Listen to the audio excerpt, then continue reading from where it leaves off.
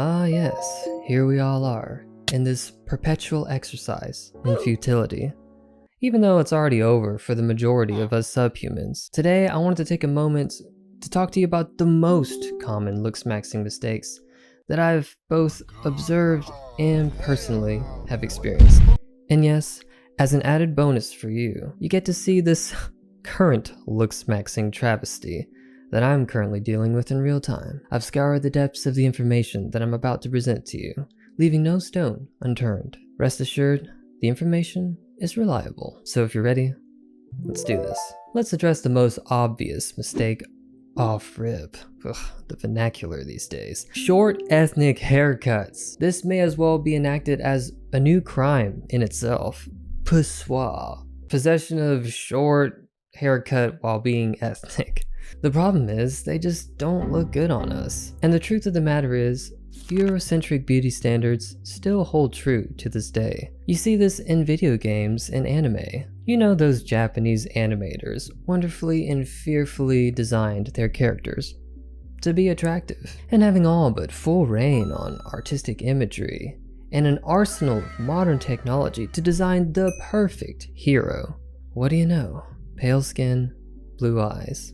I fully understand this is not the most politically correct stance, but there's your truth, my truth, and the objective truth. And 9 times out of 10, the universal truth is that Eurocentric beauty standards are still held in high regard. Much to my own detriment, but that's besides the point. So if you're of Caucasian descent, just know that I hate you. And by I hate you, I mean that with all the love and sincerity and jealousy. Overemphasis on fitness. I know what you're thinking. I really do. Because I've been there too. If I get this bod right, yeah, I'ma get all the girls. I'ma get so swole, I'ma get so laid. But have a look at this. MGK. Does he have a swole physique? Is he yoked? Certainly not. Still not convinced? Timothée Chalamet, among the current peak of human attraction, according to both men and women in this day and age. But I get it. I used to think the same thing. I'll just outwork the competition. Yeah, I'm gonna be up in the gym at midnight, grinding it out. Just level grind the physique. It unfortunately yields poor results. Poor results to what I'm going to suggest to you instead. Your diet. The old adage goes that abs are made in the kitchen. 20% is what you do inside the gym, and the other 80% is what you do outside of the gym, i.e. your diet and rest and recovery. Fad diets get a bad rep, but in my opinion, IMO, I'm on a roll. The keto diet is an authentic, effective way to get rid of all of that adipose tissue that you so desperately need to get rid of. And that's right. Time to hang up all those late nights of gorging on blue Doritos, you lazy, disgusting fuck. I mean that with all the love and sincerity. Try the carnivore diet, I don't know. Just stop consuming bread and sugar. That's basically the foundation of both of those diets and the validity behind its effectiveness. Taking advice from Chads. Why are we doing this? Why? This has never made sense to me. It's like a world-class athlete saying, "Hey, bro, come do this triathlon with me, even though you and I have completely different genetics and mine is optimized for this kind of thing and yours is not. Come on, it'll be fine. Let's try. You got this, bro." We're running a race that can't be won. Well, Kagan, that's very pessimistic of you to say. Why are you hating on people who are just trying to help? To that, I have this to say. A trustworthy friend would tell you the truth.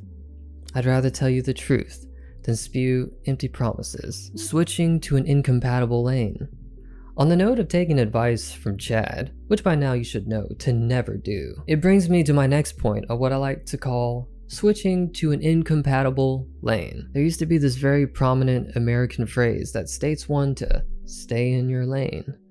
And while at first it seemed to be an aversive statement, maybe all along it was actually helpful advice. I've said this before, and I'll say it again. The key to looksmaxxing is to maximize your genetics in which you were given, not trying to morph yourself into the status quo of what's hip or aesthetic. A parting piece of advice that I'd like to bestow before the end of the video, an excerpt that actually comes from Buddhism, which says, "Craving is suffering." And while I don't personally prescribe to this faith, the virtue is truly applicable in our lives now more than ever. No matter how much we achieve, how many riches we obtain, how much poon we get, even if we get it all, we'll always want more. The craving is never satisfied, so better to eliminate this craving entirely if you're really wanting a permanent solution. And this advice is certifiably subhuman friendly.